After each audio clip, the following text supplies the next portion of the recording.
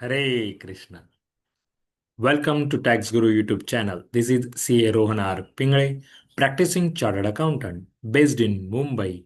Also, partner in Motilal and Associates LLP, member firm of Marks Network. Welcome to video series What Law Says. And today we are going to discuss case laws reported to High Court under GST law. And today is part 7. So let me allow to share my screen. We will directly move on to the topic.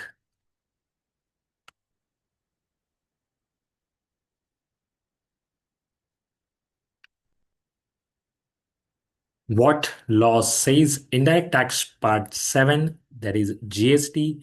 We are going to discuss cases reported to High Court, and at the end of the session we will also see one-liner conclusions that can be drawn from the cases discussed today. So stay tuned till the end. So let's start. First case, Mahabir Tiwari versus Union of India 2025, Guwahati, date of order 2nd June 2025. Let's understand facts and issue of the case. The petitioner Mahabir Tiwari challenged initiation of proceedings under the GST Act by the department. His main grievance was that the arrest, detention, and seizure proceedings were initiated without following due process. What was the main grievance of the assessee was that arrest, attention, and seizure proceedings were initiated without following due process. He contended that there was non-communication of grounds of arrest in writing and violation of procedural safeguards under GST law and constitutional principles, that is Article 21. He also argued that the show cause notice and recovery proceedings were unsustainable as there was no clear evidence of fraud, suppression, or intent to evade tax. So, issue where whether the arrest and proceedings initiated against the petitioner under the CGST Act 2017 were valid and in compliance with the constitutional and statutory safeguards, and whether non-communication of grounds of arrest in writing vitiates the entire proceedings. Let's see what Guwahati High Court observed and held. The court noted that grounds of arrest and reasons for arrest are distinct. What court noted? Grounds of arrest and reasons for arrest are distinct. They are not same. Reasons for arrest means general justification for invoking arrest power, and grounds of arrest specific personal reasons explaining necessity of arrest in the individual's case. So this is the difference that court noted. Relying on Supreme Court in Prabir Purkasasta versus State 2024 and Delhi High Court in Kshitij Ghaidial versus DGGI 2024, the court held that grounds of arrest must be communicated in writing. What Supreme Court also declared that the grounds of arrest must be communicated in writing. It should not be conveyed through any mode but should be in writing. The GST department cannot bypass the statutory protection under section 67, 69, 70 and 132 of the CGST Act. So the court also emphasized that the custodial investigation should not be routine. Arrest is justified only where custodial interrogation is essential. There is likelihood of tampering with evidence or witness, or the accused may abscond. Procedural fairness and Article 21, right to life and liberty, require the strict compliance with arrest protocols. So the arrest and proceedings were declared invalid in given case due to failure to communicate grounds of arrest in writing. The court quashed the proceedings against Mahabir Tiwari. It reaffirmed that GST officers must strictly comply with constitutional safeguards and CBIC arrest guidelines. So mere suspicion or general allegations of tax evasion are not sufficient to justify arrest without following the proper procedure. So next, Bharat Mint and Allied Chemicals versus State of UP 2025 Allahabad High Court. Date of order 30th May 2025. Relevant section is section 29 subsection 2 of CGST Act 2017. Let's understand facts and issue of the case. The petitioner Bharat Mint and Allied Chemicals challenged the cancellation of GST registration by the state tax authorities. The cancellation was done on the grounds of alleged non-filing of returns and suppression of facts. The petitioner argued that proper opportunity of hearing was not provided, whether the cancellation order was non-speaking and didn't specify which conditions under section 29 subsection 2 of the act were violated. The cancellation order was mechanical and passed without considering the actual facts of the case. This is the contention of the whether issue was whether the cancellation of GST registration of the petitioner by the authorities was valid in law, and whether absence of reasons and non-recording of specific findings in cancellation order renders it unsustainable. Let's see what Allahabad High Court observed and held.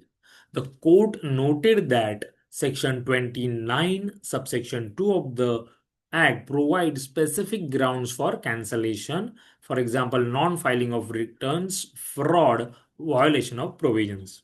A cancellation order must record which clause of section 29 subsection 2 has been violated. Means the order must include this clause under which they are violated.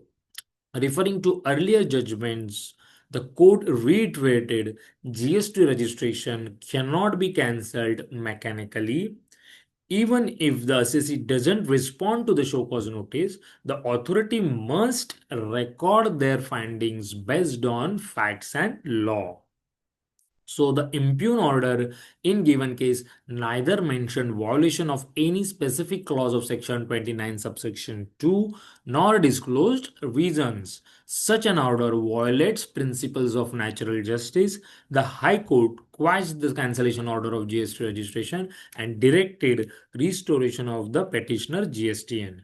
So observe that authorities must pass reasons order and cannot cancel registration in a routine or arbitrary manner.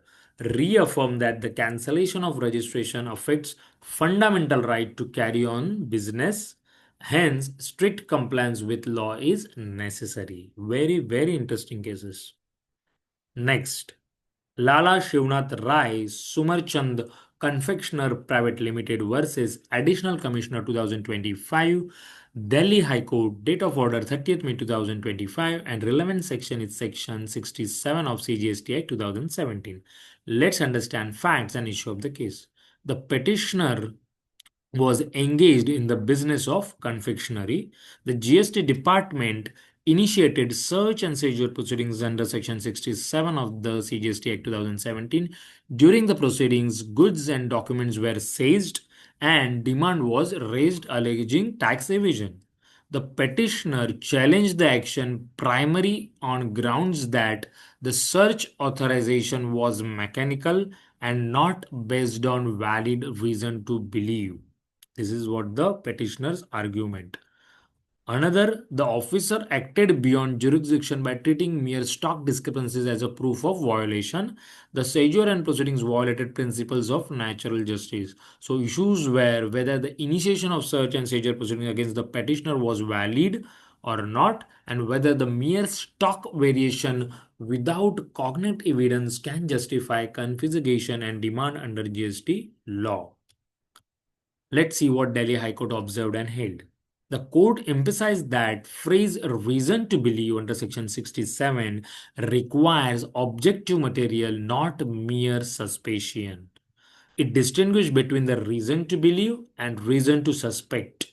Relying on Crompton Graves Limited versus State of Gujarat and Delhi High Court in RG Trading Company case, it held that seizure of goods cannot be justified merely because of stock mismatch unless supported by evidence of unaccounted supply or intent to evade tax. Means it must be supported by evidence that it has happened. Okay, the unaccounted supply or intent to evidence, only the variation in the stock statement is not a ground to act upon it.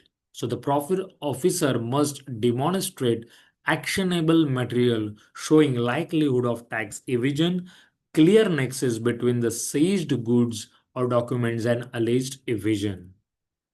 The impugned action lacked detailed reasoning and thus failed the test of natural justice and statutory safeguards. The High Court set aside the seizure proceedings and related demand, directed the department to release the seized goods and records, and reiterated that the search and seizure under GST Act is an exceptional power and cannot be exercised casually in casual manner. Order passed without clear reason to believe and proper reasoning are unsustainable in law. Means application of mind is very much necessary from the department point of view. Next, Himalaya Communication Private Limited versus Union of India 2025, Himachal Pradesh, date of order 6th June 2025, and relevant section is section 86A, subsection 3 of CGST. Okay, sorry, it is not a section.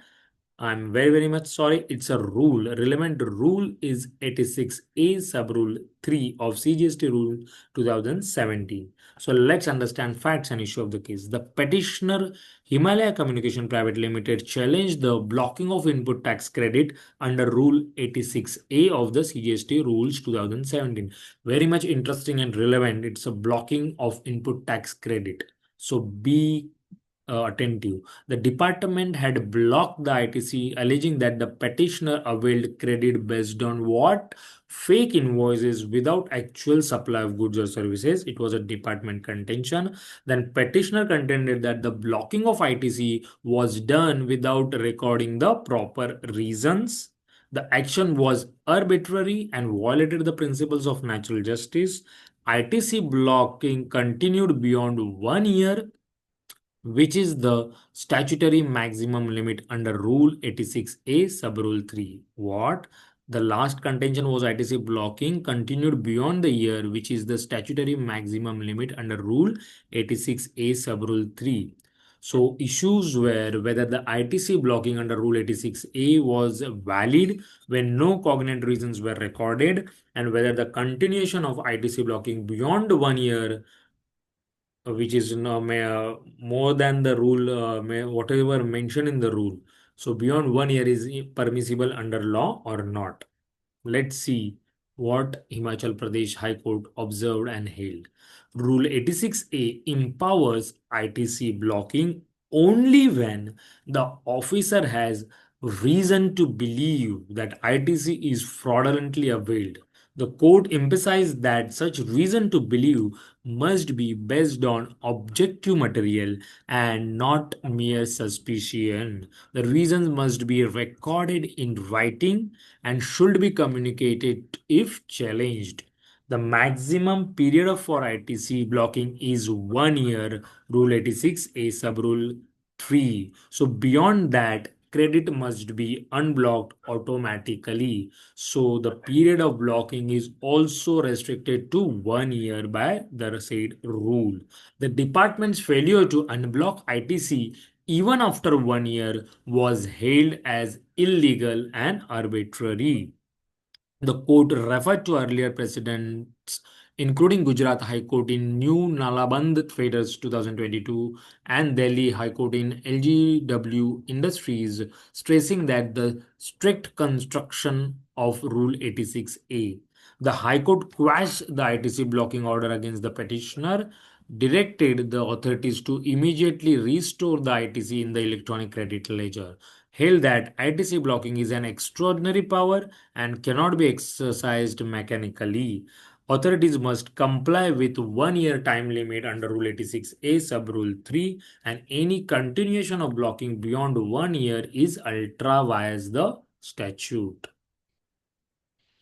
Next, Goa University versus Joint Commissioner of Central Goods and Service Tax 2025, Bombay High Court, date of order 15th April 2025. And let's see facts and issue of the case. Goa University received what demand from the GST department from payment of GST on certain educational services. The department alleged that the university was what providing commercial coaching training services that were not exempt. It was department's contention. The university contended that as a statutory body established under the Goa University Act, it was engaged in providing education recognized by law, which is covered under entry 66 of list 1 of the Constitution and exempt under GST notifications. It argued that the demand violated the exemption available to educational institutions under the notification number 12 2017 central tax rate. So issues were whether service provided by Goa University are exempt from GST as educational services under the GST law, and whether the demand raised by the GST department treating the services as commercial coaching was sustainable or not. Let's see what High Court observed and held. Bombay High Court held that or observed that court analyzed the definition of educational institution under the notification number 12 2017. It held that Goa University, being a statutory university, squarely falls within the meaning of an educational institution.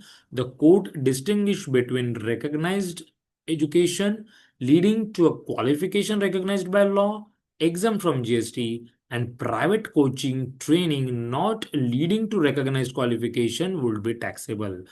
Court distinguished this specifically the difference between the recognized education and private coaching. Okay, so recognized education leading to qualification recognized by law is exempt, whereas private coaching training not leading to recognized qualification would be taxable. It observed that universities' courses were recognized by the UGC, Goa University Act, and hence not taxable. Reference to the Supreme Court case, the court held that tax cannot be levied on statutory universities imparting recognized education. It also emphasized that education is a fundamental right under Article 21A, and the legislature never intended to burden recognized universities with the GST.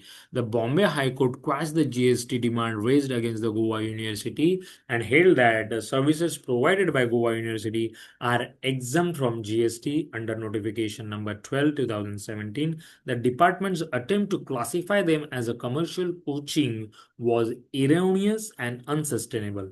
Directed refund of any amount already recovered if deposited by the university.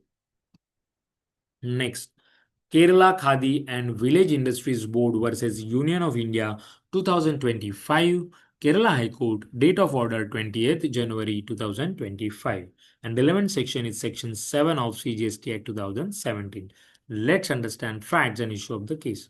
The petitioner Kerala Khadi and Village Industries Board is a statutory body established under the Kerala Khadi and Village Industries Board Act 1957. The board was issued a demand for GST on its activities relating to promotion and development of Khadi and village industries. The department treated the board's activities as business activities or business services not covered under GST exemption. The board argued that its functions are sovereign or statutory in nature. It doesn't carry on any commercial business for profit. Its activities are covered under entry 5 of the 11th schedule to the Constitution, that is Khadi, Village and Cottage Industries, and hence outside GST levy. So issues were whether the Kerala Khadi and Village Industries Board is liable to pay GST on its statutory functions or not, and whether the activities amount to supply of services for consideration in the course of business under Section 7 of the CGST Act. Let's see what Kerala High Court observed and held. The court examined the Section 7 of the CGST Act definition of supply, held that for an activity to qualify as supply, it must be for consideration and in the course or furtherance of the business. It is a cumulative conditions as word and is used for consideration and in the course of furtherance of the business. So both needs to be satisfied. The board's activities are statutory functions and not undertaken for commercial profit. The funds received from the government are budgetary grants, not consideration. What it emphasizes, the funds received from the government are budgetary grants and not consideration.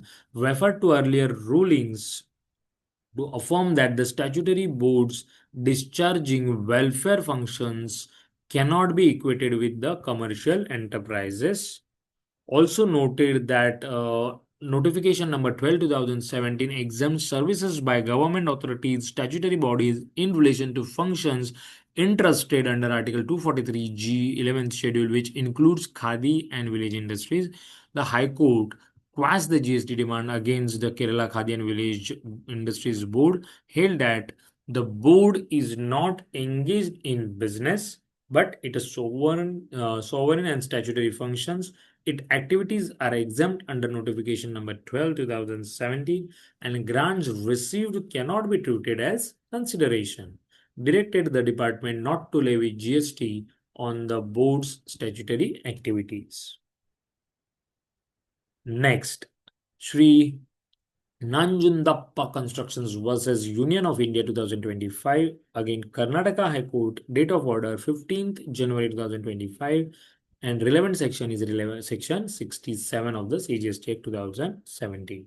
Let's understand facts and issue of the case. The petitioner, a works contractor, was subjected to search and seizure under section 67 of the Act. The department alleged what suppression of turnover and wrongful availment of ITC in relation to government construction contracts. Whereas petitioner argued against this, the search authorization lacked valid reason to believe. The seizure of documents and freezing of bank accounts was arbitrary and disproportionate. Mere stock record discrepancies without cognate evidence cannot justify penal action. So, issues were whether the search and seizure conducted under Section 67 of the Act was valid or not, and whether freezing of bank accounts and seizure of records without specific reasons violated statutory safeguards. Let's see what Karnataka High Court observed and held. The court emphasized that reason to believe under Section 67 must be based on tangible material, not mere suspicion. Citing in the Delhi High Court, in RG Trading Company and Supreme Court principles on reasons to believe, it held that arbitrary exercise of such powers is impermissible. Freezing of bank accounts can be resorted to only when there is a prima facie evidence of tax evasion and necessity to protect the revenue. The department failed to demonstrate clear nexus between the seized documents, stock variations, and actual tax evasion. It reiterated that the search and seizure powers are exceptional and must be exercised with a judicial discipline and proportionality. So the Karnataka High Court quashed the search and seizure proceedings against the assessee, directed the department to unfreeze the bank accounts and release the seized documents. Search authorization without valid reason to believe is illegal.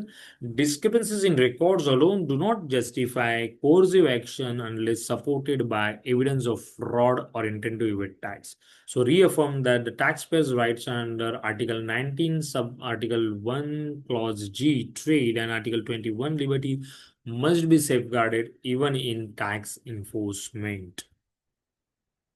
Next, India News Media Private Limited versus Assistant Commissioner CGST 2025. Delhi High Court, date of order is 22nd May 2025. Let's understand facts and issue of the case. The petitioner India News Media Private Limited, a company engaged in media sector, was subjected to what blocking of input tax credit under Rule 86A of CGST Rules 2017. Again, the same case, the same facts. The department alleged that company had availed ITC on the basis of fake invoices issued by non-existent suppliers. The petitioner contended that blocking of ITC is done mechanically without recording reasons. No opportunity of hearing was provided before such adverse action, and blocking continued beyond 1 year in violation of Rule 86 A sub Rule 3. So whether blocking of ITC under Rule 86A is valid in law or not, or sustainable in law or not, whether continuation of blocking beyond 1 year is permissible under GST law. Means we have already covered the case earlier, same, but the here the party is different and high court is also different. The court examined Rule 86A sub Rule 1, which allows blocking of ITC if the officer has what reason to believe that ITC was fraudulently availed. It held that reason to believe must be based on objective material. Mere suspicion is not enough. The officer must record reasons in writing, which must withstand judicial scrutiny. So Rule 86A sub Rule 3 specifically limits what blocking to 1 year. After this period, ITC must be automatically unblocked. The court found that the department has failed to show objective evidence linking the petitioner to fraudulent transactions. It observed that blocking of ITC affects the working capital and fundamental right to carry on the business. Hence, strict compliance with law is mandatory. The Delhi High Court quashed the ITC blocking order against India News Media Private Limited, directed the department to immediately restore ITC in the electronic credit ledger, and reiterated that the ITC blocking is a serious power and not to be exercised casually. Maximum 1 year under Rule 86A is mandatory and non-extendable. Any continuation of ITC blocking beyond 1 year is illegal and ultra wires. So that was complete our session for today, and we are moving onwards to the conclusions that can be drawn from today's cases we have discussed. So let's see one-liner conclusions. Arrest under GST is what? Illegal without written communication of grounds of arrest. So written communication of grounds is very important part.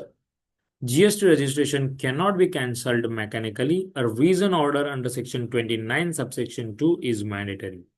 Mere stock discrepancies do not justify what seizure. Reason to believe under Section 67 requires concrete evidence. ITC blocking under Rule 86A cannot exceed 1 year and must be based on what? Objective recorded reason. Objective recorded reasons. Recognized universities imparting statutory educations are what? Exempt from GST and not commercial coaching. Statutory welfare boards are not business entities, hence their functions are not taxable under GST. Search and seizure without valid reason to believe is what? Illegal, and coercive action must be proportionate. And ITC blocking beyond 1 year is ultra wires. Arbitrary blocking cripples what? Business rights. So that's it for today. Please take down my contact numbers. If you have any suggestions, observations, queries, do let me know. Thank you. Thank you so much for patient hearing. We are meeting on week to week basis through this video series. So be in touch with a Tax Guru YouTube channel as well as with me through emails, or you can WhatsApp me on that number. That is the only one number I have. So be learner. Learning is very, very essential for a practitioner, is very much important. So stay tuned with the Tax Guru YouTube channel. If you are not yet subscribed the Tax Guru YouTube channel, then do subscribe it. And if you like this video, please click on like. And also, if you share this knowledge to anyone else, then do share it, because sharing of knowledge will also help us too and also help to others too. So spread the knowledge. Bye bye. Take care. See you soon. Hare Krishna.